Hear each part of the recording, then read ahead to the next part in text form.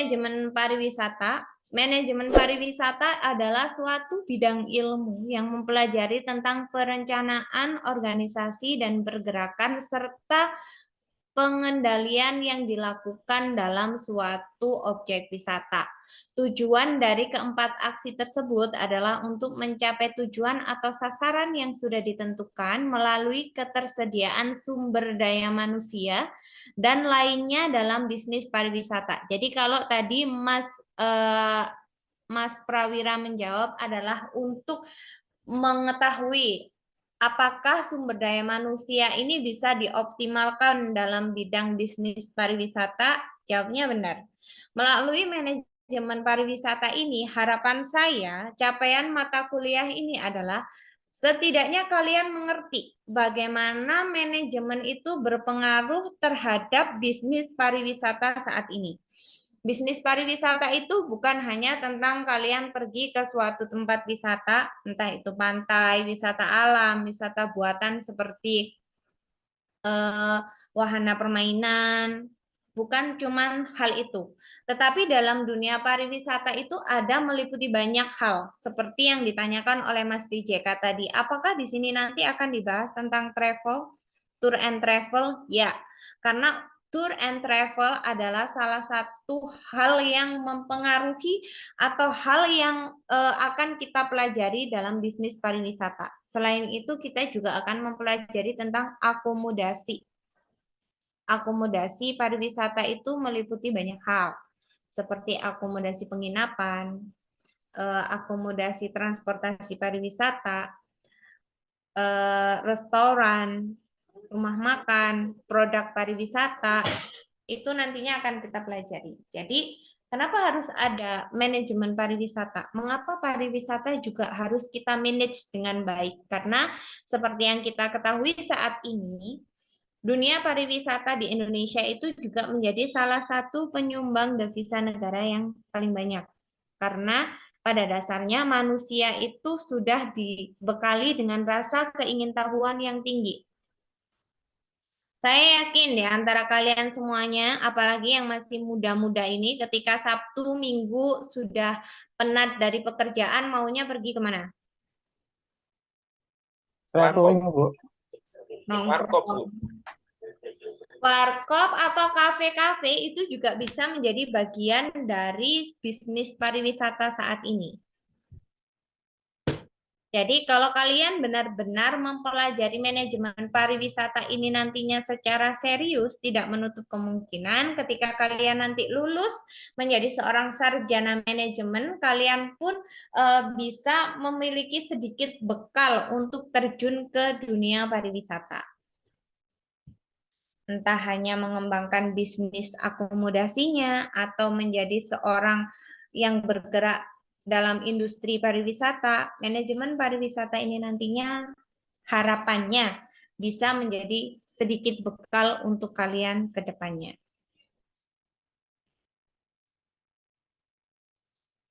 Next, apa pentingnya manajemen pariwisata?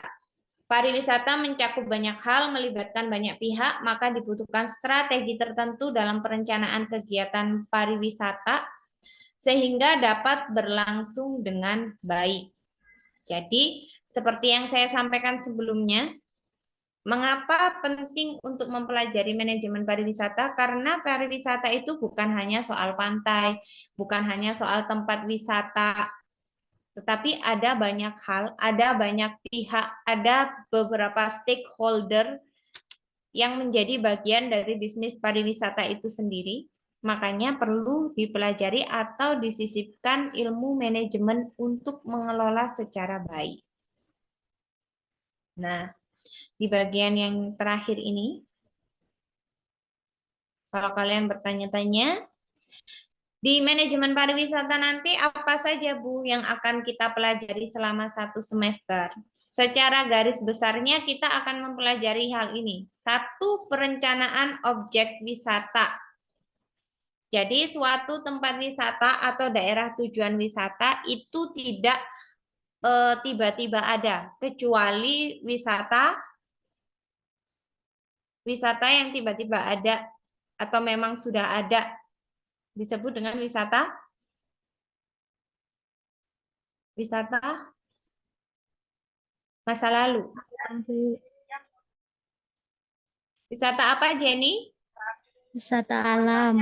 Wisata alam. Jadi ada beberapa objek wisata itu yang memang sudah terbentuk secara alamiah. Contoh dari wisata alam apa? Pantai. Pantai, gunung. Gunung. Terus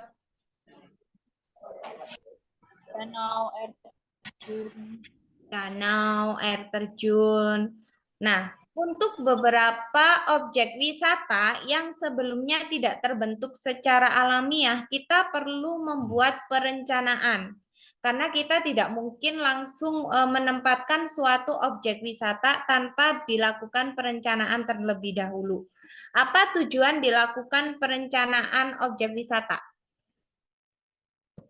Kan kalian nih misalnya bergerak dalam industri pariwisata.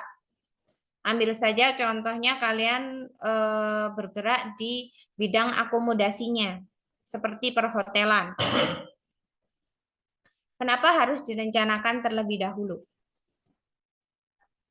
Karena untuk menentukan potensi terus target wisatawan, fasilitas sarana prasarana, termasuk faktor resiko, Bu, kalau misal ada emergency case.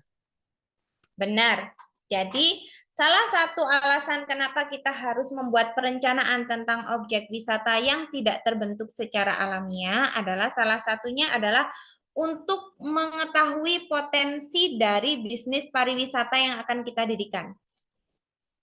Apakah ketika nanti kita mendirikan sebuah hotel di suatu tempat, ini kira-kira laku enggak? Secara pemasarannya bagaimana? Dilihat dari pendapatan orang-orang sekitar situ bagaimana? Mobilitas masyarakatnya bagaimana? Tuh. Kalian mendirikan hotel di daerah pegunungan, kira-kira laku nggak?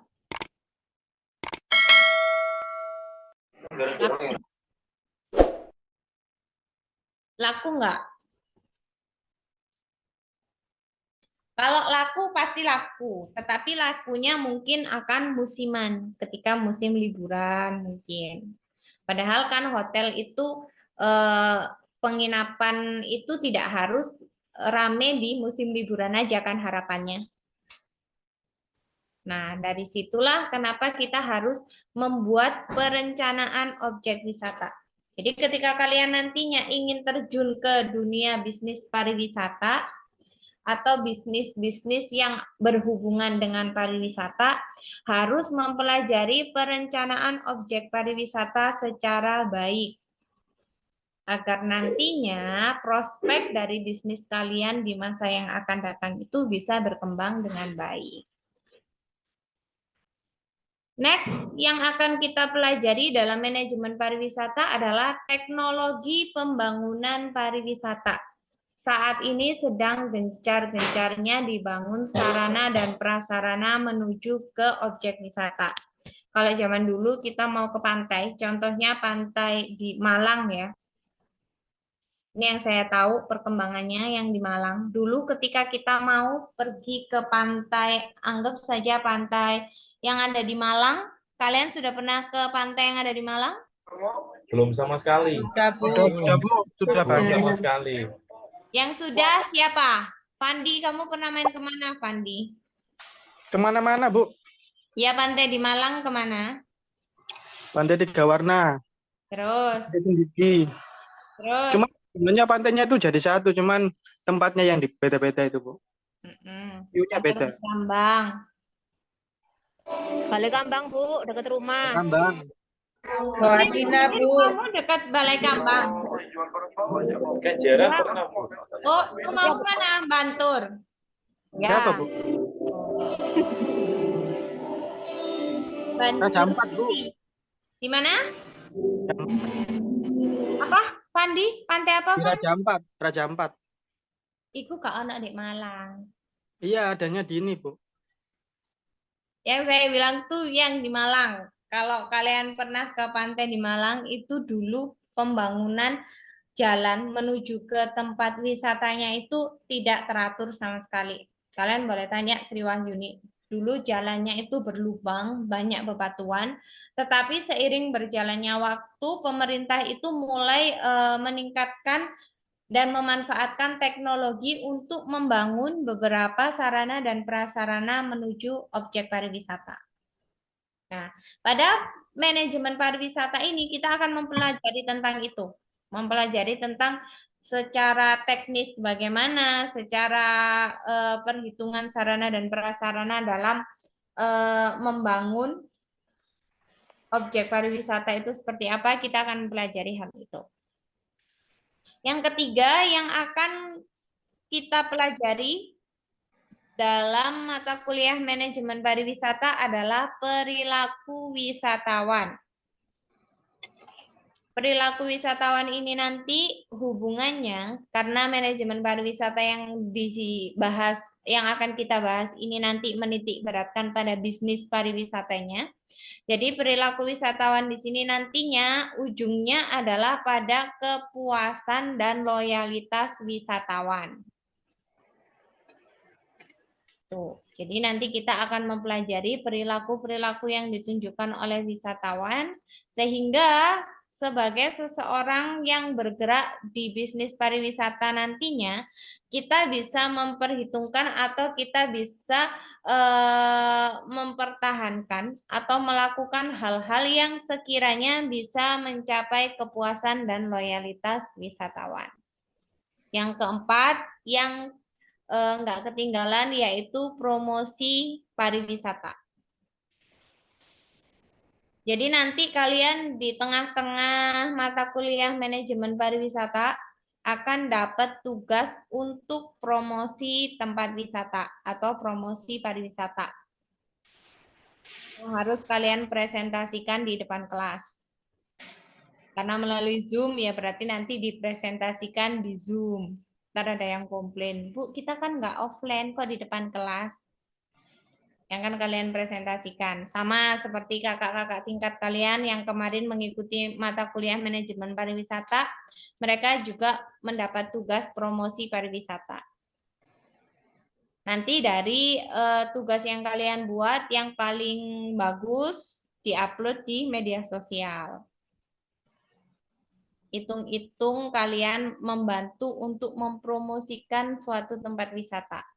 Lebih bagus lagi kalau tempat pariwisata tersebut mungkin belum ada yang tahu, tetapi tempatnya bagus. Yang selanjutnya yang akan kita pelajari dalam manajemen pariwisata adalah manajemen transportasi. Transportasi itu ada apa aja? Darat, laut, udara. Darat, laut, udara. Manajemen transportasi ini nantinya kita akan belajar transportasi saat ini yang lebih banyak diminati oleh wisatawan itu melalui jalur mana. Itu kita akan belajar hal itu. Yang selanjutnya yaitu manajemen objek wisata. Kalau tadi di awal kita sudah merencanakan objek wisatanya, di bagian selanjutnya kita juga akan mempelajari tentang bagaimana memanage suatu objek pariwisata. Karena pada dasarnya objek pariwisata itu memiliki daur hidup. Kalau kalian ingat tempat wisata yang ada di Surabaya yang sekarang sudah daur hidupnya sudah mencapai terlupakan atau sudah nggak ada lagi pariwisatanya apa? THR.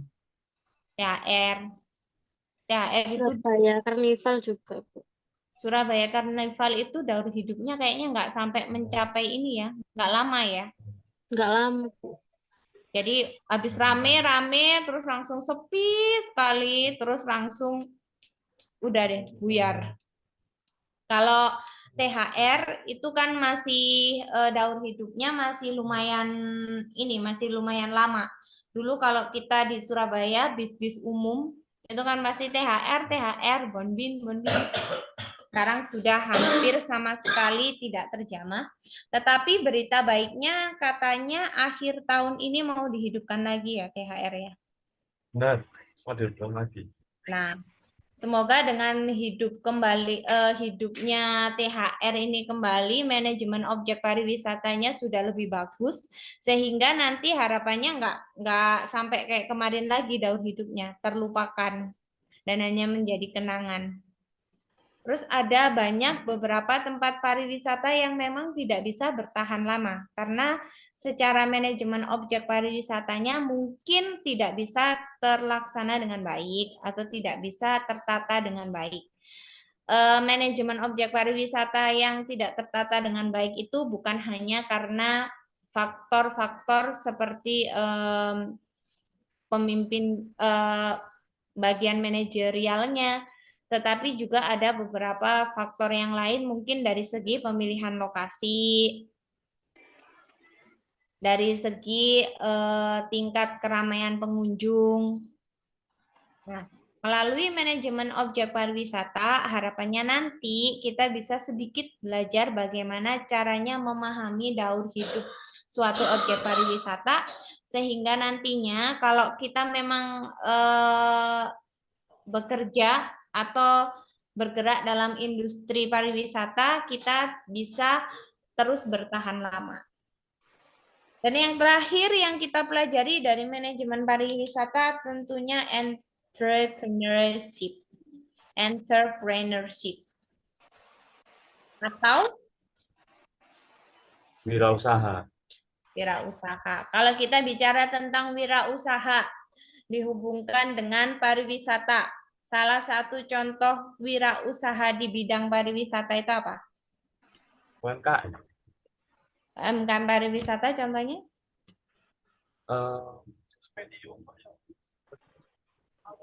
Jualan aksesoris gitu, atau jual makanan di tempat pariwisatanya itu.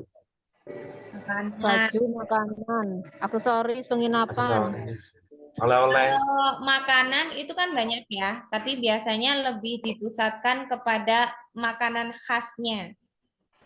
Jadi oleh-oleh khasnya. Oleh-oleh. Atau kalau untuk barang-barangnya bukan aksesoris ya. Souvenir, Cenderamata. indra mata. Tuh. Jadi entrepreneurship ini ketika nanti kita belajar manajemen pariwisata, kita juga bisa belajar tentang kewirausahaan di bidang pariwisata. Salah satunya itu tadi, kalian mungkin bisa menciptakan makanan khas dari daerah kalian masing-masing yang nantinya akan menjadi produk unggulan ketika disandingkan dengan bisnis pariwisata. Atau mungkin souvenir yang pas yang menggambarkan daerah wisata tersebut. Oke, sampai sini ada yang ditanyakan tentang mata kuliah yang akan kita tempuh selama 1 semester ini? Atau sudah cukup mendapatkan gambaran tentang mata kuliah ini dengan serba-serbinya? Kalau yang promosi wisata itu, semisalnya kan nanti kan tugasnya kan promosi wisata. Kalau misalnya promosi wisatanya itu, anggap aja ya contohnya di Instagram, itu apa bisa? Bisa. Jadi kan nanti kalian akan saya berikan kesempatan seperti membuat video endorse atau video review tentang objek wisata. Nanti akan saya pilih beberapa yang saya rasa bagus untuk diupload ke media sosial. Jadi dengan seperti itu mungkin akan menjadi trigger atau stimulus bagi kalian untuk lebih menyukai bidang pariwisata dihubungkan dengan era digital saat ini. Daripada kalian mungkin TikTokan, Instagraman, tapi tidak menghasilkan sesuatu, kan mending kalian belajar untuk membuat video promosi dimulai dari promosi pariwisata. Apakah pariwisatanya harus besar-besaran, Bu? Enggak. Misalnya Rijeka tempat tinggalnya di mana? Saya Surabaya. Oh, Surabaya. Surabaya banyak. Ada yang di luar Surabaya? Saya, Bu. Mana rumahmu, Fandi? Aku lagi berbantuan, Bu. Di mana? Di Sorong, Papua, Bu. Oh, kamu jadi, Fandi, ambil kesempatan ke Papua. Ya nggak kesempatan, Bu. Dipaksa ini, Bu. Singkan dari sini aku, Bu. Oh. Tapi kamu ada sinyal ya, Fandi ya? Pakai Telkom di sini, Bu. Oh, Selain itu nggak bisa. terus di sana kerjanya juga sama, sistemnya shift. Shift, Bu. Sampai 3 shift sampai malam. 24 jam di sini. Oh, ini kebetulan libur atau tadi masuk pagi? Libur ini, Bu. Oh, libur. Iya. Syukurlah. Nah, kayak Fandi nih lagi di Sorong di Papua, ntar kamu bantu-bantu tuh, kamu bikin video-video yang menarik di Papua apa sih? Tuh. Kalau sempat Waktunya, Bu. apa? Yang menarik waktunya selisih 2 jam, Bu, dari sana, Bu. Jadi Oh, pulangnya jam 8 di sini. berarti sekarang kamu di sana sudah mau jam 10. Iya, jam 10 kurang 5 menit. Oh, nggak apa-apa lah, Fandi. Itu namanya perjuangan, ya. Perjuangan untuk mencari nafkah, juga mencari ilmu. Tepuk tangan untuk Fandi. Jangan buka semangat nanti. Semangat, Fandi. Kalau kamu butuh teman-teman kamu untuk meramaikan suasana, kamu harus rajin-rajin untuk masuk kuliah. Iya, Bu. Sepian, Bu, di sini, Bu. Iya. Oh, saya kira kamu dulu masih ini loh, Fandi. Masih mempertimbangkan untuk nggak berangkat. Ternyata kamu berangkat ya. Iya, dipaksa, Bu, karena, Bu. Langsung tiketnya pesawat udah ada semua, Bu. Besoknya langsung hilang.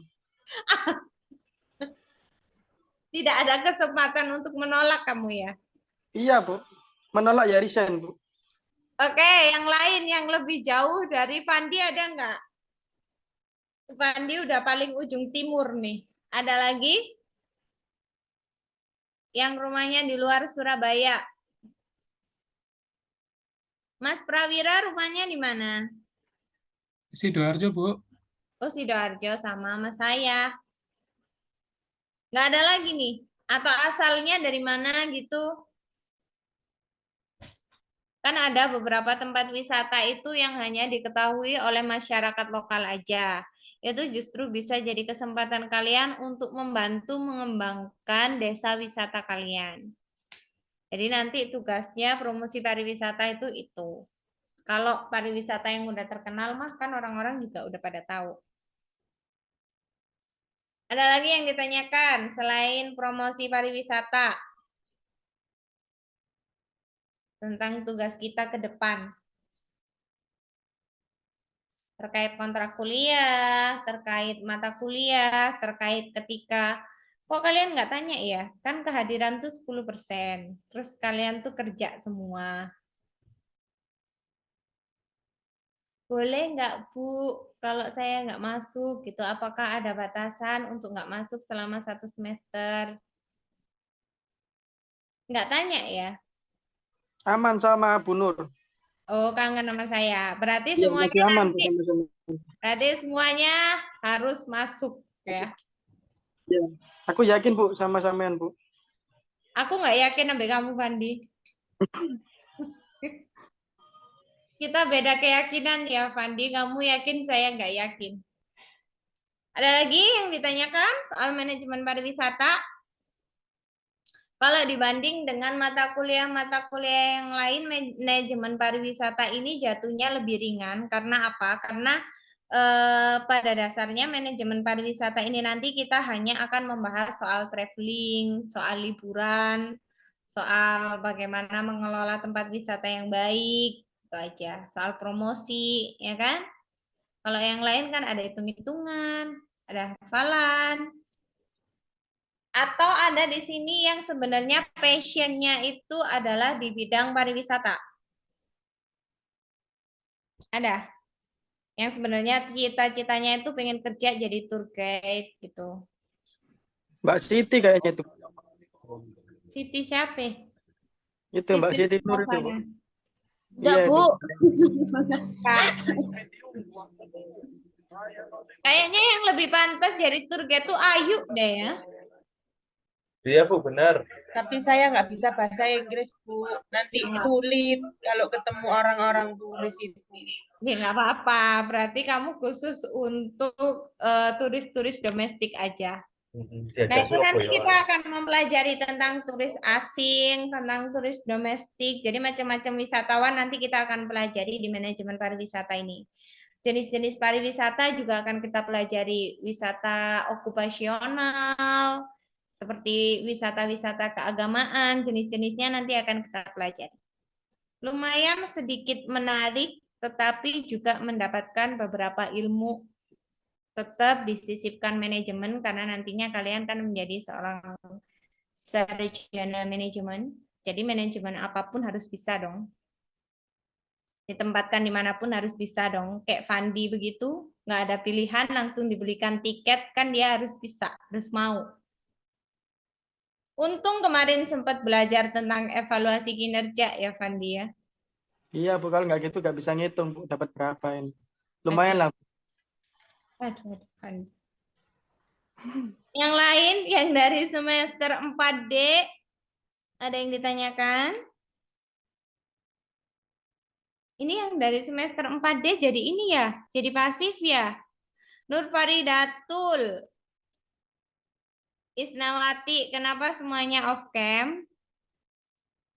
Ini biarpun kalian banyak, saya memperhatikan loh siapa yang on cam, siapa yang off cam. Itu Pak Imam Bu. Imam Mahfudin itu saya nggak tahu itu ya. Dari beberapa semester kemarin begitu aja polanya. Bu Nur Farida, Ya, mau tanya, yang promosi pariwisata itu kan ya nggak harus yang tempat wisata tadi kan ya? nggak harus yang tempat wisata tadi, maksudnya gimana? Maksudnya ya nggak harus di tempat wisata ya, yang benar-benar wisata. Tadi kan kalau misalkan seperti kafe gitu-gitu kan termasuk wisata juga toh Bu. Maksudnya nggak harus yang kayak kenjeran kayak gitu-gitu loh Bu. Enggak. Contohnya. Enggak. Ya nanti kamu pengennya mempromosikan tempat wisata apa aja gitu. Kan bisa jadi referensi harapannya. Malang kan Bu? Buat Apa? Kita nggak harus ke Malang. Enggak lah.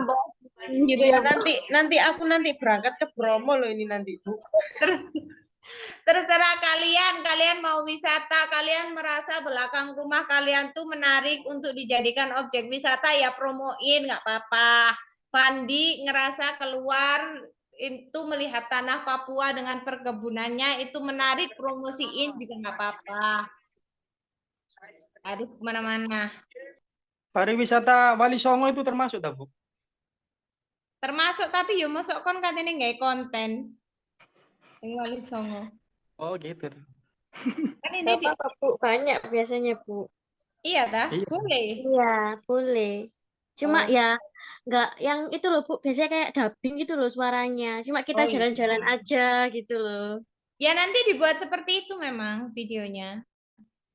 Pakai Ya, kalau video ya Bu? itu sih Bu. Iya, jadi kayak dubbing video gitu loh. Misalnya kamu ngerekam objek wisata ini terletak di sini, tiket masuknya segini gitu. Jadi join the trend lah. Harus pakai Manajemen video. pariwisata ini nantinya join the trend. Bagaimana cara mempromosikan suatu wisata. Harus pakai video Bu ya. Kayak modelnya vlogger. Bukan? Kamu mau kayak begini aja, kamu mau video diri kamu sendiri menceritakan juga nggak apa-apa kok Rijeka. Ntar tergantung teman-temanmu aja tuh. Jadi bebas. Itu tugasnya nanti kita bahas paling di pertemuan setelah UTS kok. Yang ada hubungannya sama pemasaran digital itu baru akan saya berikan tugas ini. Jadi tenang-tenang saja. Aman kalau sama Bu Nur. Makasih Bu. No menjilat-menjilat klub. Tetap nilainya adalah hasil dari kehadiran, tugas mandiri, UTS, dan UAS ya, Fandi. Yang lain ada lagi yang ditanyakan? Karena waktunya udah lebih 3 menit ya. Karena puasa sampai jam 8 ya? Iya Bu, udah jam 10 ini Bu. Oh ya, oke. Ada yang ditanyakan lagi soal manajemen pariwisata? Nggak ada? Berarti minggu depan udah siap masuk ke materinya? Siap, harus Siap, siap. Bu. Siap, nggak siap, Oke, harus siap. nanti saya kasih RPS-nya biar kalian ada gambaran materi apa saja selama 1 semester itu. Kalau nggak ada yang ditanyakan, Ini Anna Rosita kayaknya baru join ya. Ada yang namanya belum saya panggil absensi? Ada yang telat namanya belum saya panggil absensi? Adakah? Halo? Namanya belum saya panggil absensi ada? Rosalia Sukma.